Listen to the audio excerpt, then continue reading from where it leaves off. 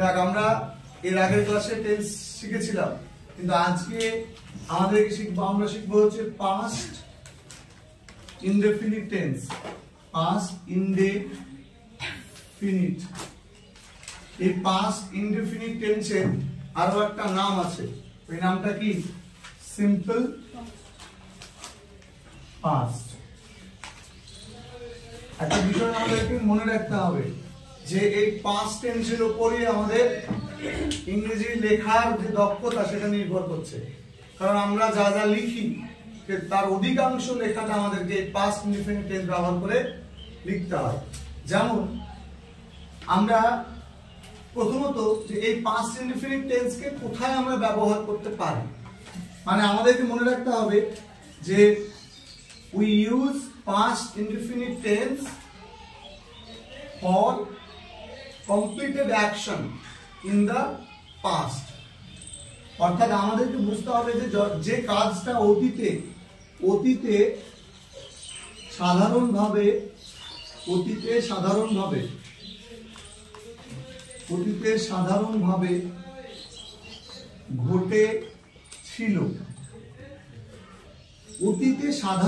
ঘটেছিল এমন কোন একটা জিনিস বর্ণনা করতে গেলে আমাকে পাস্ট ইনডেফিনিট টেন্স ব্যবহার করতে হবে।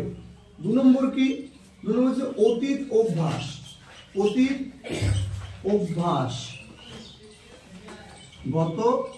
কাজ। তার মানে আমাকে অতীত অভ্যাসগত কাজ বোঝাতে গেলেও পাস্ট ইনডেফিনিট টেন্স ব্যবহার করতে হবে। এখন অতীত অভ্যাসগত কাজ বোঝানোর জন্য আমি কিভাবে বুঝবো যে এটা অতীত অভ্যাস? তার জন্য এই যে কনসেপ্টটা, এই কনসেপ্টটা এখানে মনে রাখতে হবে যে ক্রিয়ার শেষে ত, তে, তাম, তেন, ত বা তে বা তাম বা তেন থাকবে, যে কোনো একটা আমরা পাবো। তাহলে আমরা বুঝবো যে সেটা হচ্ছে কি? সেটা হচ্ছে পাস্ট ইনডেফিনিট টেন্স। বুঝতে পারলাম? তার মানে কোনো একটা কাজ সম্পূর্ণ হয়ে গিয়েছে, একদম সম্পূর্ণ হয়ে গিয়েছে, কিন্তু সেটা অবশ্যই অতীতে সম্পূর্ণ হয়ে গিয়েছে। ওই কাজটা সম্পূর্ণ হওয়ার সাথে বর্তমান সময়ের কোনো সাথ নাই। 3 নম্বর, ওদেরকে মানে এর আরো বেশ কতগুলো নিয়ম আছে, কিন্তু তোরা ক্লাস 8 পড়িস, মানে তোদেরকে খুব অল্প সংখ্যক জেনে নিজের লেখার দক্ষতাটা তৈরি করতে হবে। একটা জিনিস মাথায় রাখবি যে সে ছেলেটা তত ভালো লিখতে পারে বা তার লেখার দক্ষতা তত ভালো যে যত ভালো ভাবতে পারে। তুই যত ভালো ভাবতে পারবি তুই তত ভালো লিখতে পারবি, আর তুই যত ভালো লিখতে পারবি তোর ভাষার মধ্যে দক্ষতা তত বাড়বে। কারণ এই অনেক, এবার তুই টেন্স শিখলি, লিখতে পারিস, ভাবতে পারছিস, লিখতে পারছিস, তারপরেই তোর কি হবে? এই যে ভাষাগত দক্ষতা সেটা ধীরে ধীরে বৃদ্ধি পাবে, আর তখনই তোর লেখার মধ্যে পরিমার্জিত ব্যাপারটা চলে আসবে। তার জন্য এইটা পাস্ট ইনডেফিনিট টেন্স বলে না, যে কোনো টেন্স শেখার সাথে সাথে সেই টেন্সটাকে খুব ভালো করে প্র্যাকটিস করতে হবে। আচ্ছা, এবার হচ্ছে যে আমাকে সবচেয়ে মনে রাখতে হবে কোন জায়গাটা সবচেয়ে বেশি মনে রাখতে হবে, যে এই জায়গাটা বুঝলাম, কিন্তু এখানে মনে রাখবো যদি অতীত সময়, যদি এবার দেখো এখানে বলেছিলাম না যে অতীতে সাধারণভাবে ঘটেছিল এমন কাজ, তাই না? এর চেনার আমাকে মনে রাখতে হবে যে কখন এই ব্যাপারটা হবে। অতীতে সাধারণভাবে ঘটেছিল, তুমি কিভাবে বুঝবা? এখানে একটা ক্লু আছে, দেখো ঘটেছিল আছে তো, মানে এটাই তোমার টোন। তাহলে এখানে ঘটেছিল, আমি যদি হতাম তাহলে আলাদা হতো, আমি করেছিলাম। তাহলে এখানে মনে রাখতে হবে, এখান থেকে ক্লু পেলাম যে ক্রিয়ার শেষে এ যোগ ছিল বা ছিলে বা ছিলাম বা কি হতে পারে? ছিলেন, যে কোনো একটা কিছু হতে পারে, ক্রিয়ার শেষে হবে। শুধু এটাই কি? মা ভাত রান্না করলো, তাহলে আমার কি দেখতে পারে? ল, লে, লাম, লেন, এগুলো থাকতে পারে। তখন কিন্তু এ থাকবে না, হয় এই গুলোর মধ্যে যে কোনো একটা থাকবে, না হলে এগুলোর মধ্যে কি থাকবে? যে কোনো একটা থাকবে। তাহলে আমাকে বুঝতে হবে যেটা হচ্ছে পাস্ট ইনডেফিনিট টেন্সে পড়ছে। হলো, তার মানে হচ্ছে যে আমি এখানে বললাম অতীতে সাধারণভাবে ঘটেছিল এমন কোন কাজ বর্ণনা করার জন্য আমাকে পাস্ট ইনডেফিনিট টেন্স ব্যবহার করতে হবে, কিন্তু এখানে একটা শর্ত, তখনই আমি পাস্ট ইনডেফিনিট টেন্স ব্যবহার করব যখন এই চেনার নিয়ম যেগুলো বললাম এগুলো ক্রিয়ার শেষে যুক্ত থাকবে, বা লেলাম লেন এগুলো যুক্ত থাকবে। আরো একটা বিষয় হচ্ছে যে যদি দেখি আমরা কখনো যে কোনো টাইম উল্লেখ আছে, যেমন অতীত সময় উল্লেখ থাকলে, অতীত সময় আচ্ছা, অতীত সময় কি কি আছে বল, অতীত সময় কি কি আছে রোজ বল, অতীত সময় কি কি আছে, অতীত সময় কি কি আছে বল। গতকাল, গতকাল ইংরেজি কি ইয়েস্টারডে, এটা অতীত সময়, ইয়েস্টারডে এটা হচ্ছে গতকাল। আর কি আছে রে, আর কি আছে, সাল হতে পারে না, যে কোনো সাল, পুরনো সাল 1999, এটা কি অতীত সময় নয়? আবার এই যে এই গো কথাটা বললাম, এটা কি অতীত সময় নয়? অতীত সময় তো। আবার এই যে কথাটা বলছি লাস্ট, লাস্ট যে কোনো একটা টাইম বলছি, last night, last week, last evening, last Sunday, এর অতীত সময় তো। যদি এই সময়গুলো কোন রকম ভাবে উল্লেখ থাকে তাহলে ধরে দিতে হবে যে অবশ্যই সেটা কোনো চেনার নিয়ম কাজ করবে না, এই সময়গুলো উল্লেখ আছে মানেই সেটা পাস্ট ইনডেফিনিট টেন্সে পড়বে। বললাম এটা প্রথম এইটুকু আগে বলছ, তারপরে এর উপরে আরো একটা ক্লাস আছে, সেটা পরে করতে হবে। এবার এই যে এটা এটার ইংরেজি গত, এটা ইংরেজি হচ্ছে আগে, এটার ইংরেজি লাস্ট, লাস্ট টাইম মানে কি এটার ইংরেজি হচ্ছে গত, মানে গত সোমবার এরকম। বললাম বল, কারো যদি সমস্যা থাকে তাহলে বল। এবার আমাকে সবসময় মনে রাখতে হবে যে এই যে পাস্ট ইনডিফিনিট টেন্স বললাম, এই পাস্ট ইনডিফিনিট টেন্সের যে গঠনটা বললাম, সেই গঠনটা তোকে কি করতে হবে প্রথমত মনে রাখতে হবে ভালো করে। কিরকম, যেমন V2 এটাই হচ্ছে পাস্ট ইনডিফিনিট টেন্সের গঠন। এটা আমরা প্রথম বললাম যে প্রথম ক্লাস করছি, আরো একটা গঠন আছে সেটা নিয়ে আমরা পরে ডিসকাস করব। এখানে গঠন যেটা বললাম সেটা কি V2, এই V2টা অলওয়েজ আমাকে মনে রাখতে হবে। যখনই এই চেনার নিয়মে কোনো একটা মিলে যাবে, এটা মিলবে তাহলে এটা মিলবে, নাহলে এটা মিলবে, নাহলে এই অতীত সময় উল্লেখ থাকবে, যে কোনো একটা থাকলেও মানে আমাকে V2তে উত্তর করতে হবে। এবার উদাহরণ দেখ, আমি বাজারে গিয়েছিলাম, আমি বাজারে গিয়েছিলাম,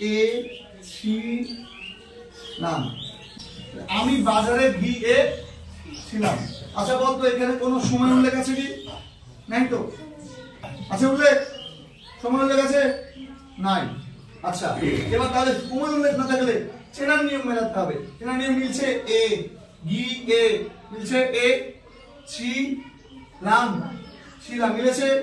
আচ্ছা তাহলে এবার আমাকে কি মনে রাখতে হবে, কোন টেন্স পড়লো, কোন টেন্স পড়লো, পাস্ট ইনডিফিনিট।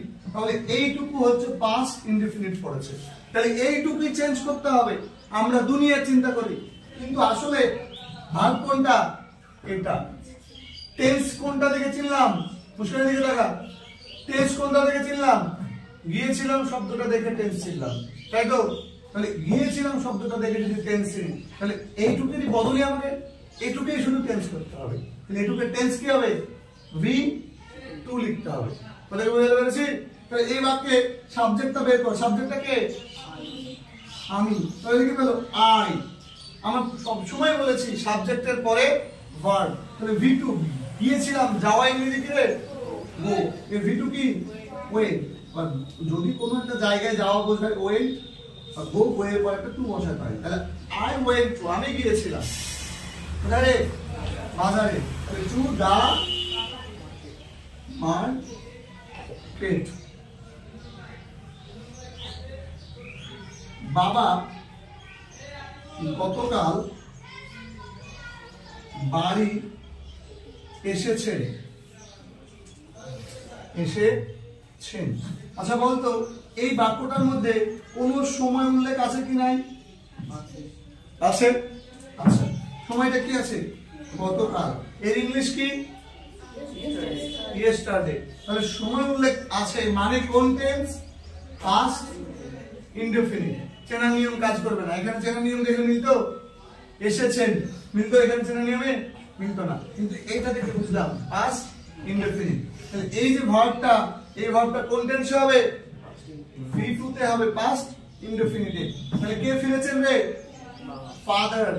ফেরাই এসেছেন, এসেছেন মানে ফিরেছেন।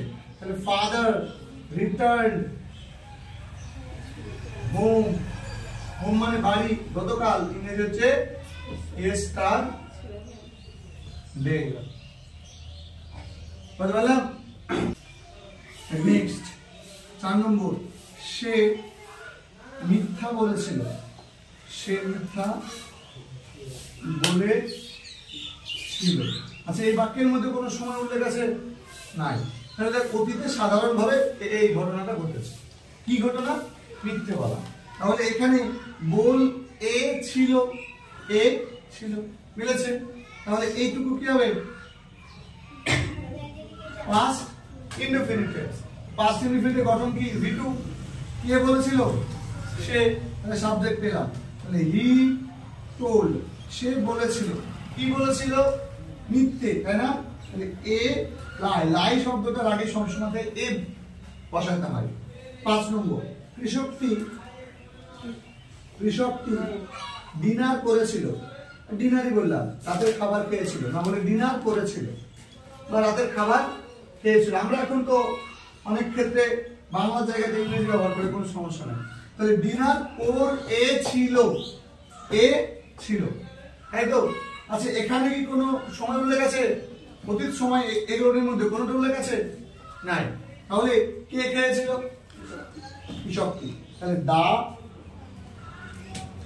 দা ফার্মার। দা ফার্মার। দেখো এবার ডিনার করা মানে ডিনার খাওয়া, মানে রাতের খাবার খাওয়া। এখানে আমরা হ্যাভ বলতে পারি। হ্যাভ মানেও কিন্তু খাওয়া, হ্যাভ মানেও খাওয়া। আবার ইট মানেও কি? ইট মানেও হচ্ছে খাওয়া। হ্যাভ মানেও খাওয়া, আবার ইট মানেও খাওয়া। দুটো মানে কি? খাওয়া। তাহলে আমি যে কোনো একটা লিখতে পারি। তুই যদি বলিস তাহলে এট বলতে হবে V2। দা ফার্মার এট, কৃষক খেয়েছিল কি? ডিনার, তাই তো? এবার এইরকম না বলে হ্যাভ দিয়ে বললে কি হবে? হ্যাভ এর V2 কি? Had. The farmer had dinner, মানে কৃষকটা ডিনার করেছিল।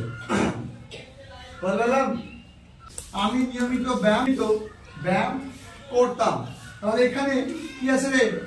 তাম যুক্ত আছে। তাম আছে তো? তাহলে এই যে তাম, এই তাম মানে কি বলে দিয়েছিলাম? অতীত অভ্যাসগত কাজ বোঝালে আমরা তে তাম টেন পাবো। তাহলে তাম পেয়েছে। তাহলে কে? আমি, আই। এখানে ব্যায়াম করা এর ইংরেজি হচ্ছে টুক। টেক, টেককে কি করতে হবে? টুক, V2। I took exercise. I took exercise, তাই তো নাকি? এক্সারসাইজ। তাহলে I took exercise মানে আমি ব্যায়াম করতাম।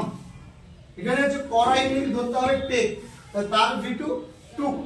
I took আমি করতাম, কি করতাম? এক্সারসাইজ, ব্যায়াম করতাম। নিয়মিত ইংরেজি কি? রেগুলারলি।